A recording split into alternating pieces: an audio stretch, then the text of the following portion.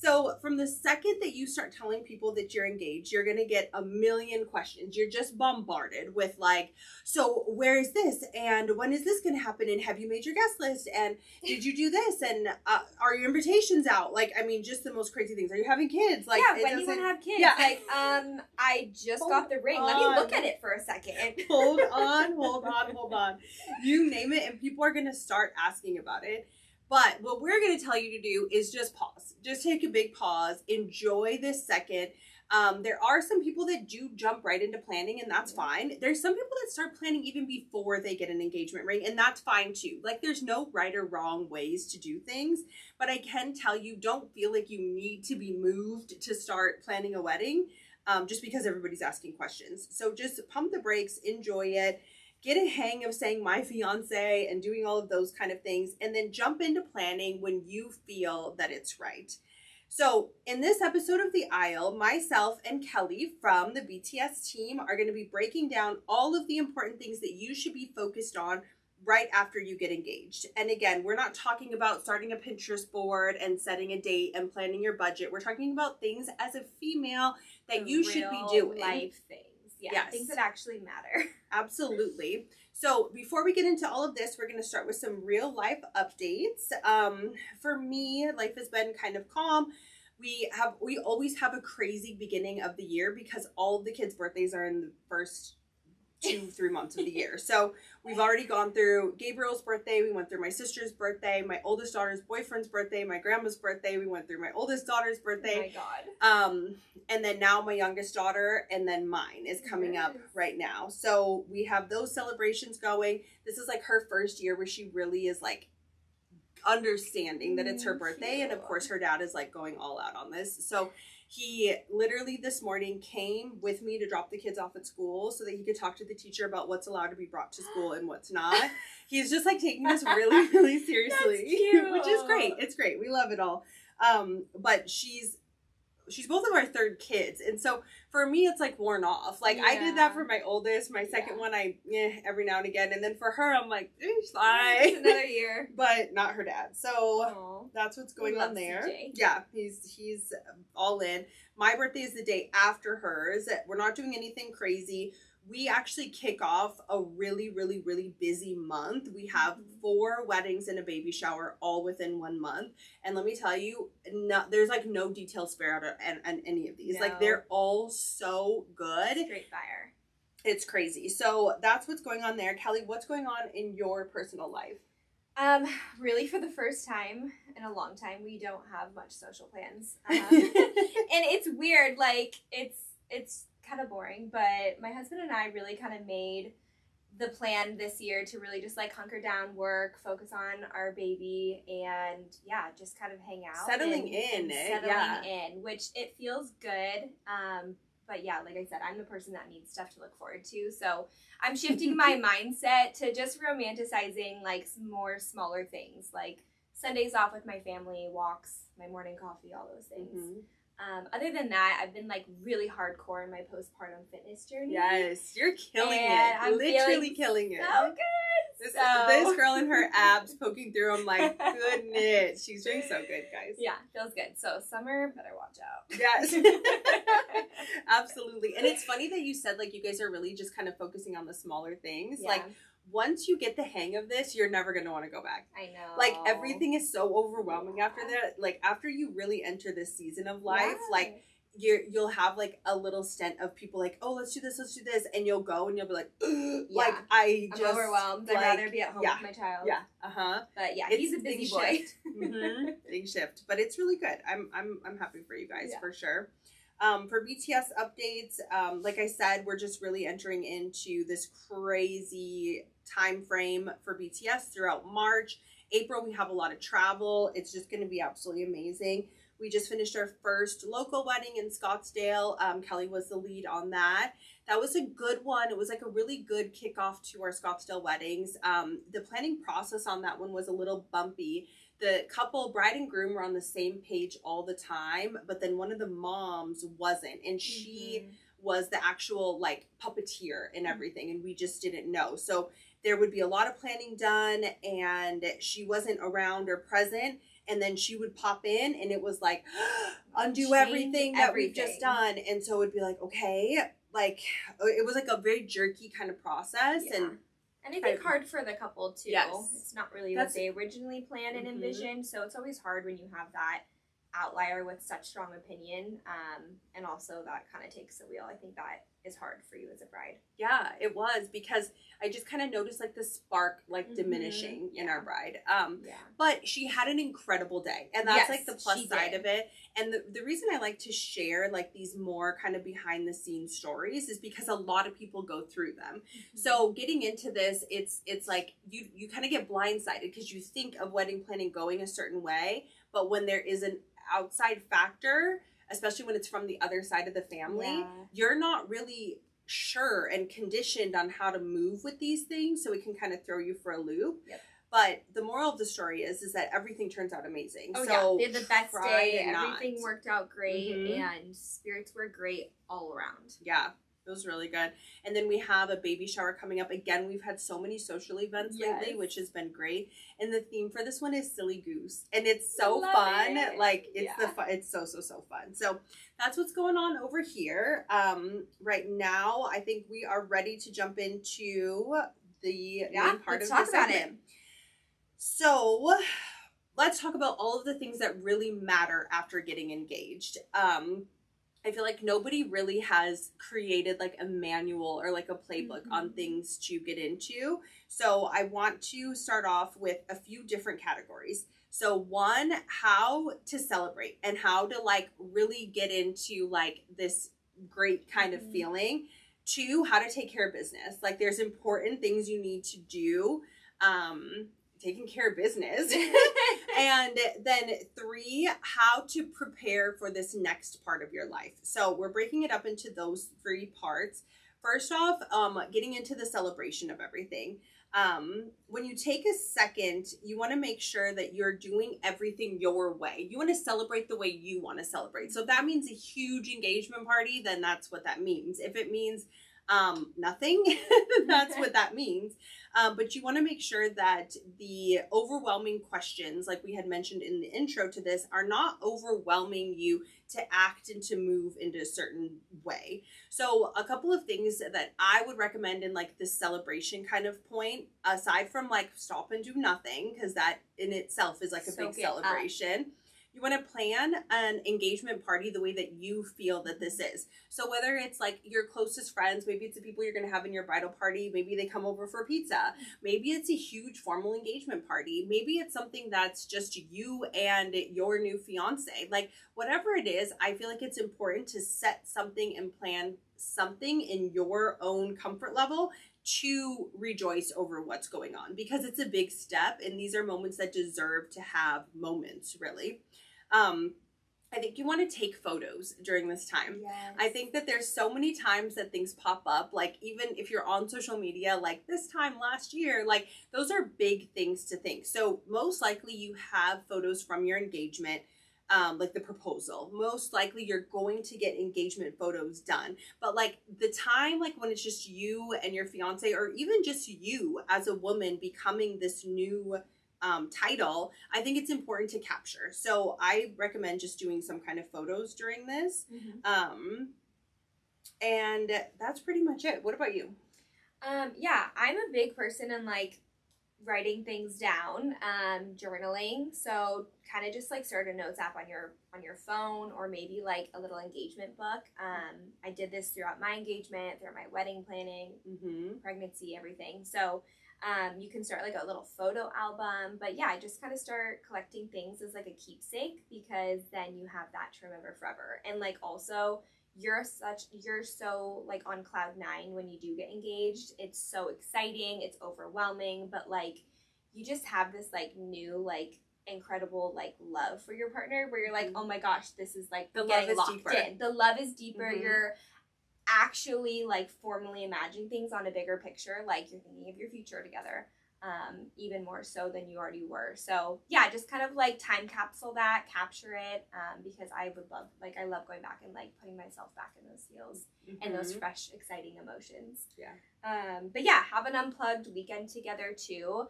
I think like how you share the news is really important. We FaceTimed a few people after we just got engaged, and then we waited to tell everyone else like the next day, because the moment you start telling people, your phone is gonna blow up. Everyone wants a FaceTime, everyone wants pictures, and like this day and age, it's so hard to like not ignore ignore your phone and not just be like drawn in on it. So I think like maybe take the night and tell a few people, but like really just enjoy the time you two have before your phones kind of suck you in, and then you share the news with everyone else. So that's important. Yeah, for sure. But yeah, that's kind of what I was thinking. I think that's so good. Very, very important tips. Let's talk about business. Taking care of business. So getting into the parts that you have to just make sure that you're thinking about that, again, people really probably aren't telling you. So being a grown-up, being mature, taking care of things that matter. Tell me a little bit about what you would advise somebody. Well, first, your ring. Make sure it's sized properly. Get it appraised, add it to your insurance. You never know what could happen. It's an expensive piece of jewelry. Very expensive. I waited way too long to get mine to fit, and it would like fall off in like the street. I'm like, okay, this is a great way to not get married. He's gonna cancel me real quick. So yeah, just really lock that in. I think you guys can start talking about like overall financial goals. Decide, are you going to share bank accounts or not? Whatever works, but you kind of need to start getting on the same page with that. Maybe talk about like your savings for the wedding, like who's going to pay what, and do you want to accept any help from like parents, grandparents, for the wedding? 'Cause that's a big part. Yeah. And speaking of finances, that's like being engaged and starting to really kind of entangle these parts of your life is so important. You could meet with a financial advisor. Like, you don't want to get 10 steps ahead of yourself, but also like take it seriously. Like, don't wait too long. Start thinking about how savings are going to happen. How are like you said, bank accounts going to go. And then also you have to update your beneficiaries on things. Yes. Like if you have a life insurance policy or just different things, even updating like emergency contacts, like, you know, of course, like depending on how long have you been dating for, you may already be in that place, but then sometimes you just don't think about those things. So here's a friendly reminder too. Also, health insurance. If you are engaged, you can get on your fiance's health insurance policy. Yeah, that's true. Very true. I did that ASAP. So, we've talked about the celebration part. We've talked about taking care of business. So now let's get into what happens next. And here are a few things too that I was thinking about when going over these points that I think people really don't tell you. So you've been dating and you start off casually dating, you get really serious, you know that this is your person, but like you have a past and you have other people that you've dated before, and they may be around friendly, or they may kind of still be around. I think that this is the point in time when you really sever ties. And I'm not saying that people are like still involved with exes, like that's not the thing, but like be cautious of like who you're following on Instagram, be cautious of who you're opening DMs from. Like it could seem harmless, but like you're again entering this next phase of life, so maybe it's not, and maybe you just put a little bit more attention to this and really kind of cut off ties. Maybe you have a box of like old letters or a stuffed animal or things like that from an ex. Throw it away. It's not, that's the time to throw it away. You do not bring that into a marriage. So you gotta, think about those kind of things. And again, there's no manual for this. So you may have this dusty box in the back of your closet that you haven't opened in a long time. But like if you guys are moving in together and your fiance stumbles upon it, it might be an issue. So I think declutter, get rid of old relationship memorabilia. Again, clean up social media, clean up who has access to you, and just make sure that you're even like unfollowing or removing as a follower. Again, seems silly, but like you just don't want that old energy brought into this new life that you have. What do we think? One thing we did too is we started a joint calendar, because I would always tell my fiance dates I was going to be out of town, or weekends I had to work, or if I had a bachelorette party, something, and he still does not remember. He still asks me. I'm like, check the calendar and then ask me again. So that's a great tip you can start doing, especially when you start to plan trips together, and just yeah, weekends and stuff. What else? Oh, Trista said about like cleaning out your closet. So I will say, over time, you're really gonna start building a white wardrobe. Yes, and so good. Cute dresses. You'll literally just see something and be like, oh, this could be cute for like a pool cover up, or jacket on my bachelorette party. I haven't even planned yet. So yeah, I still have a lot of white wardrobe stuff in my closet. I probably need to give out. Because you have bridal shower, bachelorette party, multiple days on bachelorette party. And then wedding weekend. Maybe and then even honeymoon. Party. Yeah, honeymoon. So there's a lot of like occasions that... And it's fun. It's really exciting to start kind of building that. It's just a whole bridal era. That was the best. That's so cool. So, wedding planning can be really stressful, but then there's like these moments that are so fun that you'll never do again. Yeah. So do them to the fullest, for sure. Lean into it and soak it up, because it does go by fast, and then you're on to another phase of life. Yep. Absolutely. Okay, let's do a rapid fire Q&A because I think it's important to clear up like myths or ideas of what happens when you're engaged. So we could really set the record straight. Again, all we do is talk to people who are engaged. So I would definitely consider us experts in this. Okay, so I'm going to ask you a few questions. You tell me immediately true or false. Okay. Getting engaged changes your identity. True. I think that going from girlfriend to wife, like you have to kind of shift that mindset, if you haven't already, to more of like, we're on the same team. We're on the same page. Like, it's you and I against all of our problems together. Yeah. And I think a lot of people would actually want us to say false because you don't want to let go of your identity, but like you change. Yeah. You have to change as a person. Like you're growing up. Like you're a big girl. Yeah, you make sacrifices together and you win together. Yep. Okay. It is okay to say we're not ready to answer that. Absolutely. Yes. It's also okay to say I don't know yet. Yeah. Or it's none of your business. Or please stop talking to me. Yeah, you don't have to feel pressure to tell everyone everything. You can keep things sacred between the two of you. Okay. As growing as a couple, the goal is perfection. False. No. Who wants to be perfect? Perfect doesn't exist. Well, perfect is your own idea of perfect. No, it's partnership. Yes. It's you. Like I said, it's you and I versus the world. Yep. Engagement season is trial and error. No. False. Well, that's the thing. That's the tricky thing about it. Yeah. Trial and error.